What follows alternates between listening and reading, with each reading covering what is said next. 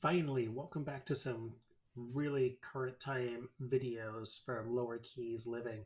It has been a brutal 90 or so days with weather down here and wind, just nonstop wind, um, pretty much continuous. It's been the worst weather I've seen since I've been down here.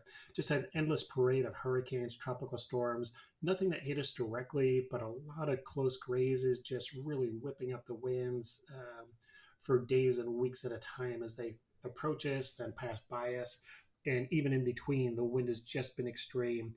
I would say in the last 90 days, we may have had three, maybe four boatable days. Unfortunately, they all occurred during the week when I'm at work. Haven't had a chance to get out. But you could see just one boat in the canal. Everybody has got their boats pulled because the weather has been so bad and so stormy. All the docks are pretty empty here on our canal. But the wind died down this particular day. We looked like we had just under a 24-hour window of good boatable weather, so I really wanted to take advantage of it as much as I can. So got our boat back on the water, the big boat, got the flats boat in the water later. So sent the drone up just to take a look at the water clarity out here in the bay, trying to decide if I wanted to go do some lobstering to take advantage of the flat wind. Just to kick things off because we are out of lobster in our freezer, which just is unheard of. Try and keep a good supply of lobster on hand at all times. But sent the drone up to take a look around. I was really pleased to see how clear the water was looking, um, especially given how windy it's been, because there's been some days where it has just been all churned up and you can't see a thing out here. So I was happy to see this. Just quick little scout up and down the canal, taking a look around. You could see the boat scars and the seagrass here at the end of the channel marker right there. People tend to put the hammer down as soon as they hit the end of that channel, not realizing it is still shallow. Don't have their trim tabs down, so they're just dragging their props through the seagrass. You can even see it right in here. If you follow the channel, you'll know I love to lobster along these ledges on these bayside canals, not the canals down in the neighborhoods, but these bayside canals are usually cut pretty steep and have loads of nice ledges for finding lobster. So this is just giving you kind of an idea of what it looks like down here.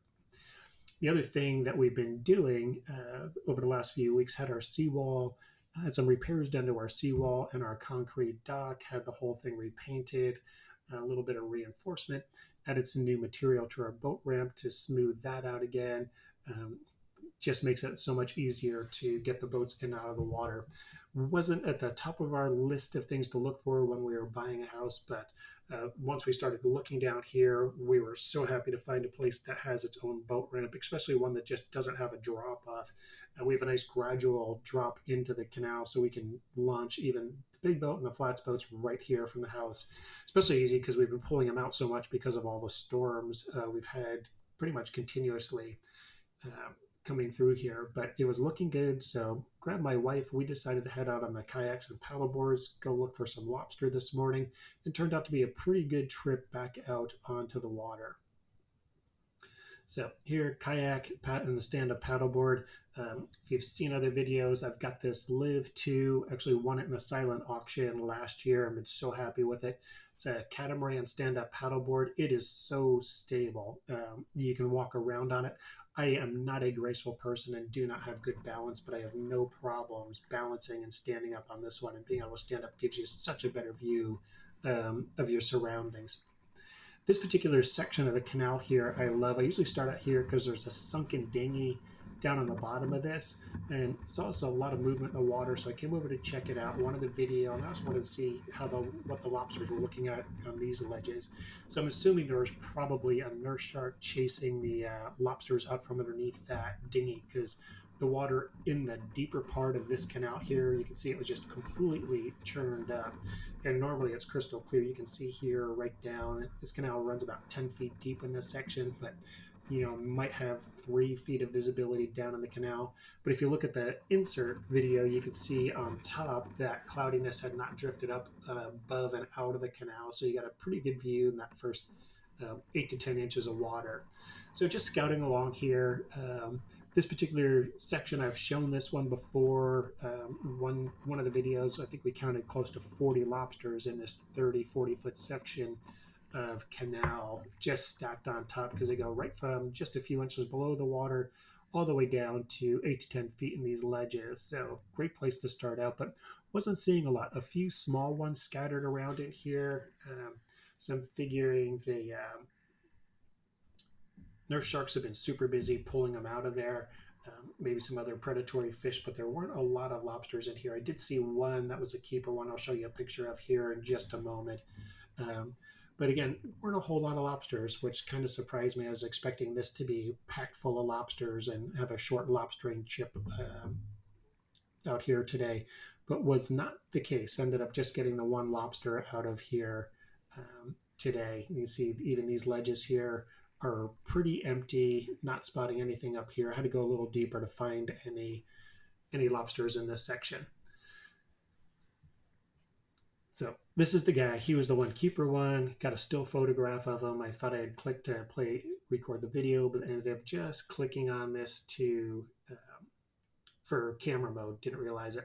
So because I saw so few lobsters, decided to come out, take a look at this pile. I know right where this is. This is a big section of roof that got blown in during Hurricane Irma. I wanted to see what the lobsters are looking like here, because if this is empty, then you know there's not a lot of lobsters in the bay. But this one was packed, lots of little guys in here, packed full of them. I saw one that might have been a keeper size in here. But again, just as a reminder, you are not allowed to take lobsters from this man-made material. I know a lot of people are like, oh, it got blown and it's natural. It's become part of the reef, a man-made reef. No, it is illegal to take lobsters from these. And the reason is, look how easy it would be to pick this up and just scoop out all of these lobsters. Really would diminish the lobster population. And it's easy enough to find them where it is legal here in Cudjoe Bay and everywhere else.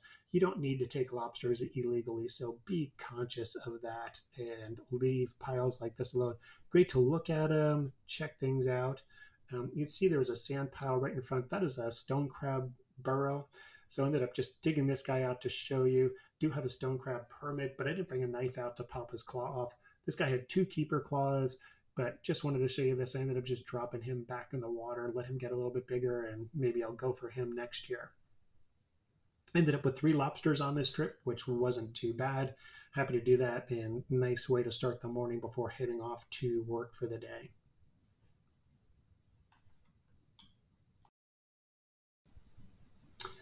So after work, decided to head out about 4:30. Just headed out on the boat. The water was still super flat. The ocean had the whole day to lay down, and I was so glad I came out with really limited time because the sunset's about 5:45 right now. But decided to head out to at least get 45 minutes, an hour of trolling in. So sunset 5:45. It's dark out by 6:15, but shot on out. Did my usual route. Ran out to the Wilkes-Barre and then trolled over to the Kendrick, which is about 3 miles west of the Wilkes-Barre, and then back in. See the water temperature still coming down. It had been 88, 90 degrees out in this area for the longest time. So some of the storms, it's cooled it down a little bit. Won't really start seeing the wahoo until the water gets in the upper 70s.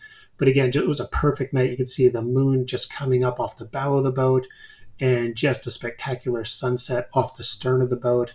So I got about 45 minutes of trolling in. Ended up picking up one bonita that I tossed back. I had some friends that were out live chumming with pilchers over the Wilkes-Barre, and they ended up with a nice haul of blackfin tuna out there. I wasn't so lucky, but just enjoyed being out on the water. The next morning, got up early and shot out because the wind was forecast to really pick up. And you can see this is Cudjoe Bay, really close into the protected side. I'm going with the waves, but already built up and choppy, so our wind is back. Here you can see this line. There was a guy coming out from Cudjoe Gardens, beautiful boat, triple Mercury Verados on that, but he did not know how to read the channel markers, and he was on the wrong side of the green markers. So remember, if you're on your way out, the green markers belong on your right, red on your left, red's on your right coming back in. He did not know that and just buried his props, ended up getting his boat stuck. So this is Bow Channel Bridge. There's 2 bridges here. This first one is the pedestrian bridge, which gets fished heavily a lot. So I always slow way down whenever I'm going over these bridges that are fished, because you never know if there's fishing lines hanging down. You do not want to get a hook caught on you flying underneath these. But it just came around. There's a little spot here. The road leading up to the bridge is all built on this massive pile of rocks that they put out here, which hold loads of lobster, loads of fish typically. So I figured I'd start out here, pitch some voodoo shrimp into this area, and see what I can come up with. So I'm going to shoot on up in here nice and tight, let the wind blow me back along here, and just drift along the rock piles before I get back out to the bridge to see what I can get. I was a little disappointed because the water was super brown and murky out here, probably because of the wind in the shallow water, and then tide was on its way in, so coming from right to left, so from the bridge out past the boat, and it was really, really pretty brown, so difficult to see. So really couldn't sight fish too well in here.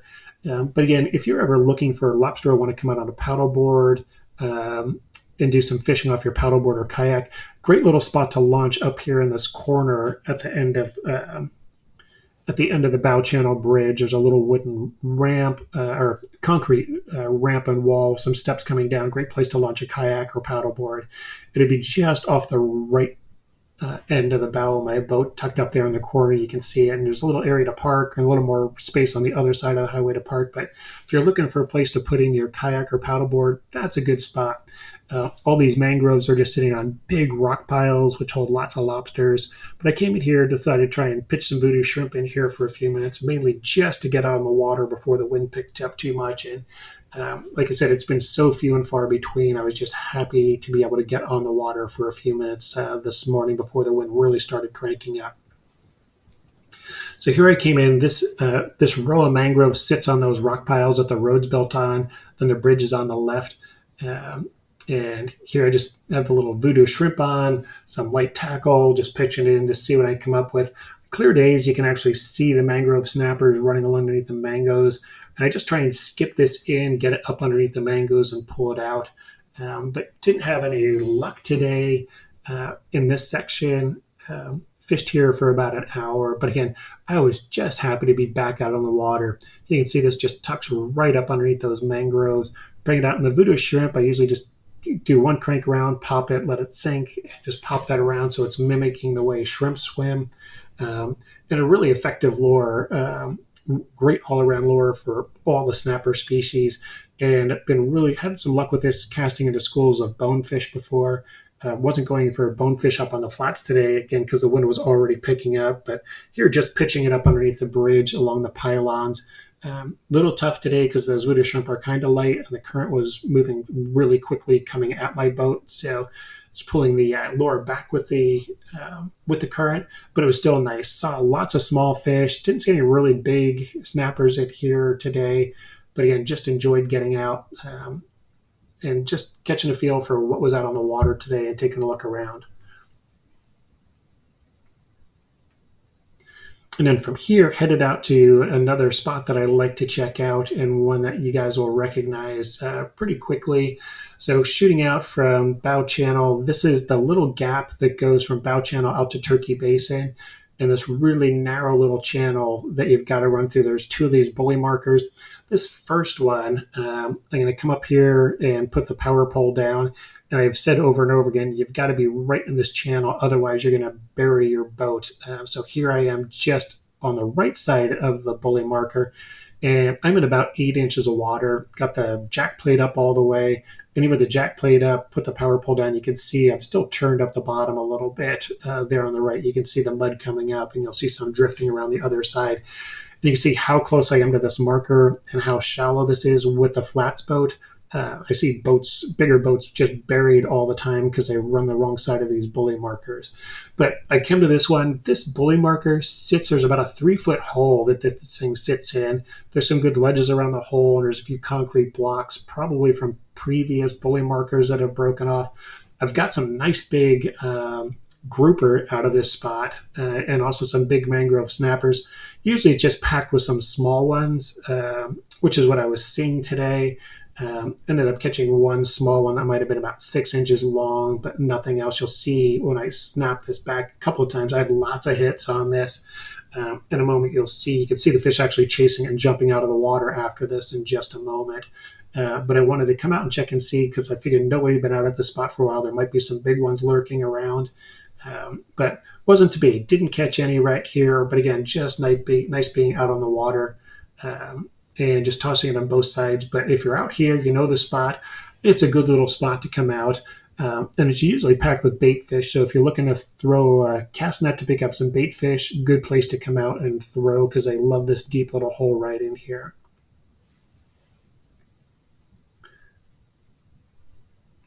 And here you might be able to see some of the fish on the surface. Not this first cast, but on the second cast, you'll be able to see fish jumping in the one, fish chasing this across this spot. And again, a little deceiving. If you watch my shirt, you can see how windy it is. But because the water behind me is so shallow, 3 or 4 inches deep just behind the boat, um, the chop on the water is laid down. So there you go. You can see fish chasing this right on top. Um, but yeah, so it was really, really windy, starting to blow up, and my wasp was showing me that we had a good thunderstorm coming through. So a few more casts in here, then I decided to pack it up and head back in. I wasn't seeing any bigger snapper in here that I wanted to keep trying to get on. So again, just came out, enjoyed the time on the water that I had today, made the most of it, and then decided to head back in to avoid the thunderstorms.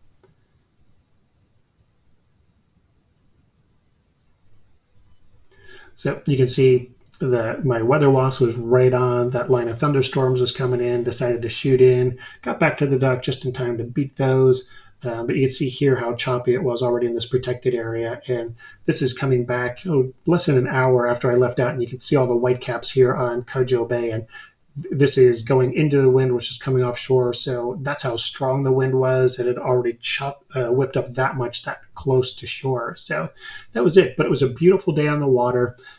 Thanks for riding along. We'll see you next week, hopefully with more live videos on Lower Keys living.